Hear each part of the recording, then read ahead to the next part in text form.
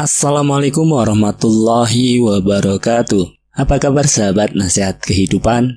Kali ini saya akan kembali lagi menceritakan kisah yang berjudul Kampung Lelembut bagian kedua. Ceritanya, waktu dulu saya ngaji di sebuah pondok pesantren baru. Banyak anak-anak desa saya yang dipaksa untuk menimba ilmu di pondok itu. Meski hanya sebatas belajar mengaji, sejujurnya saya enggan mengaji di sana. Bukan karena apa-apa, namun karena tempatnya harus melewati area pemakaman dan tentu saja kebun bambu.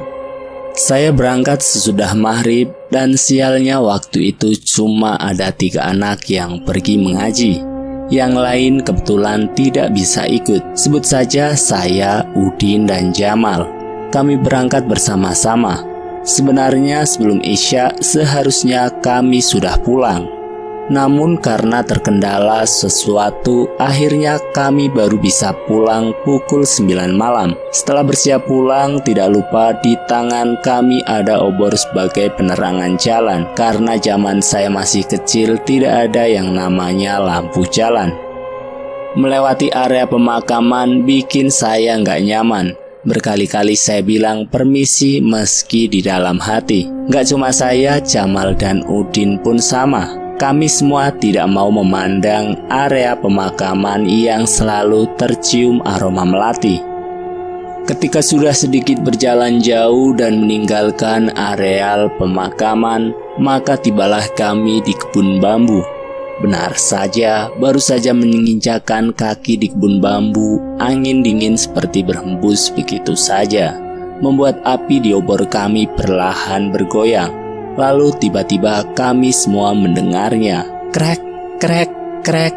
Kami berpandangan satu sama lain. Tahu akan apa yang menimpa kami, tanpa pikir panjang, saya langsung melihat ke sana kemari. Bersiap mengambil ancang-ancang untuk segera meninggalkan tempat ini. Udin yang pertama lari, diikuti Jamal, dan terakhir saya. Entah apa yang saya pikirkan, malam itu jauh lebih gelap dari malam biasanya. Saya lari tanpa memperdulikan sandal yang terlepas dari kaki saya. Sandal bisa dicari besok hari, tapi kalau nyawa, kemana harus mencari? Udin dan Jamal sudah menghilang dari pandangan saya. Memang sial betul nasib saya. Karena saya yang paling kecil saat itu, langkah kaki saya nggak selebar mereka berdua. Belum juga saya memikirkan itu, tiba-tiba kaki saya terperosok masuk saat tersandung sulur-sulur bambu yang gak saya lihat di depan saya. Sontak saya terjatuh dengan wajah menghantam tanah, keras sekali, sampai kening saya sakit sekali. Lalu suara itu kembali lagi. Kriyak, kriyak, kriyak. Dan benar saja belum saya berdiri, di depan saya melihat makhluk kecil. Tingginya nggak lebih tinggi dari anjing milik tetangga saya. Mungkin seukuran ayam kampung. Matanya merah menyala di tengah kegelapan. Kepalanya benar-benar menyerupai monyet, lengkap dengan taringnya ketika makhluk itu bersuara. Kriek, kriek, kriek di depan saya. Tidak ada pergerakan di antara kami berdua, sementara saya terus melihat makhluk itu. Terpaku dengan sosok yang asing dan mengundang penasaran, yang saya dengar dari cerita tentang hantu ini adalah hantu ini biasanya menggelitik korbannya hingga tewas. Itulah sebabnya korbannya meninggal dengan mata dan mulut terbuka. Namun yang gak saya tahu adalah proses bagaimana makhluk ini menggelitik korbannya. Dan ada lagi yang pernah saya dengar dari makhluk ini. Meski kakinya bersirip seperti bebek, namun ketika berlari makhluk ini cepatnya bukan main. Bahkan mustahil bisa selamat dari kejaran wargul. Hanya ada satu cara yang bisa menyelamatkan diri dari cengkraman wargul, yaitu dahan pisang wargul sangat takut dengan suara cambuk yang keras. Dan suara cambuk bisa dihasilkan dari dahan pisang yang diinjak sampai membentuk sulur yang meliuk. Sehingga ketika dilecutkan di tanah, maka suara menyerupai suara cambuk yang menggelegar. Sayangnya tidak ada kebun pisang di areal kebun bambu, hanya dahan dan sulur bambu yang mustahil bisa menghasilkan suara menyerupai cambuk. Jadi saya pun hanya terpaku mematung melihat makhluk itu yang hanya berdiri seperti menunggu reaksi saya. Pasrah itu yang dulu saya pikirkan, sampai saya mendengar suara cambuk dilucutkan dari jauh. Rupanya itu Udin dan Jamal. Mereka kembali dan berlari menuju saya sembari menghentakkan cambuk dari dahan pohon pisang. Seketika itu juga saya bisa lihat makhluk itu berlari cepat sekali menghilang di sela-sela bambu yang bertebaran di kebun ini. Rupanya Udin dan Jamal tidak meninggalkan saya. Saat mendengar suara wargul, mereka sudah diperingatkan. Karena wargul biasanya hanya mengejar satu orang yang paling lambat. Wargul tidak pernah bisa menyerang lebih dari satu kali, dan untuk itulah yang pertama kali mereka lakukan adalah mencari pohon pisang, karena mereka tahu saya nggak bakal bisa lari secepat mereka. Malam itu menjadi kenangan bagi kami bertiga, dan setiap kali saya bertemu dengan Jamal dan Udin, saya selalu mengingatkan mereka tentang masa kecil kami di mana kami bertemu dengan wargul yang akan terus saya ceritakan untuk anak-anak saya kelak. Satu hal lagi yang bakal saya jelaskan, konon menurut kabar yang saya dengar, kemunculan wargul biasanya menjadi pertanda. Bukan pertanda baik atau buruk, melainkan pertanda bahwa tidak jauh dari tempat suara wargul muncul, sesungguhnya ada makhluk yang jauh lebih mengerikan tengah mengamati. Siapa itu? Dia adalah Wewe Gombel.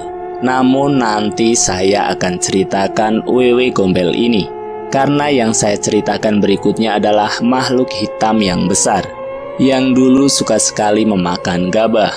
Warga kampung saya memanggilnya dengan kemuning ireng, atau lebih dikenal dengan sebutan buto. Yang ketiga, kemuning ireng atau buto. Pertama kali saya dengar cerita ini dari desa sebelah, masih satu kecamatan dengan desa saya. Suatu malam terdengar sebuah suara seseorang tampak tengah mengunyah. Semakin lama suaranya semakin intens. Karena rasa penasaran, maka dicarilah suara itu yang rupanya berasal dari sawah. Namun anehnya tidak ada siapapun di sana, tapi suaranya masih terdengar dengan berbekal obor di tangan Pak Salim mencarinya. Ia tidak pernah berpikir macam-macam sebelumnya. Berjalan di atas rerumputan basah di samping sawah, Pak Salim masih mencari sumber suara itu. Sampai ia berhenti di atas tumpukan padi yang sudah dibabat dan menyisakan akar liarnya. Di sana Pak Salim melihatnya. Sesosok makhluk yang tinggi hampir setara dengan pohon mengkudu. Besarnya kurang lebih 3 lelaki dewasa gemuk. Kulitnya hitam legam dengan mata kecil di wajah. Sosok itu menyaruk-nyaruk gas gabah, memasukkannya ke dalam mulutnya yang besar, seolah-olah makhluk itu sudah lama tidak pernah makan. Melihat itu, Pak Salim sampai harus menahan nafas karena Pak Salim tahu makhluk apa yang ada di hadapannya. Menunggu sendirian, Pak Salim masih menunggu makhluk itu pergi. Dan benar saja, setelah puas melahap habis sisa gabah di depannya, makhluk itu pergi, langkahnya tersaruk-saruk.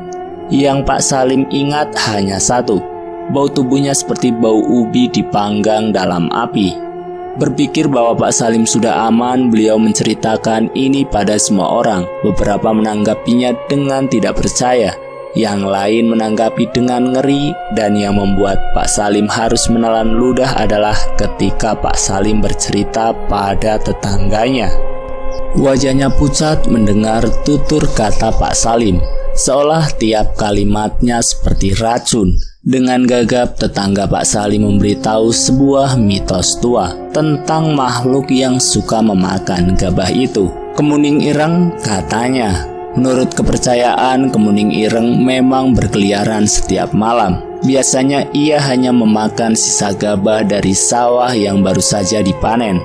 Dan sesiapa yang melihat kemuning ireng untuk menjaga lisannya dan tidak menceritakannya kepada siapapun. Karena orang Jawa percaya kemuning ireng muncul biasanya diikuti oleh pertanda bahwa di musim berikutnya sawah itu akan panen kembali dengan hasil yang lebih memuaskan. Namun ada satu pantangan yang tidak boleh dilakukan. Sesiapa yang melihat kemuning ireng dilarang keras menceritakan wujudnya kepada siapapun, karena kemuning ireng bisa mencium aroma darah manusia. Dan bila malam itu Pak Salim berpikir bahwa makhluk itu tidak tahu bahwa Pak Salim memergokinya.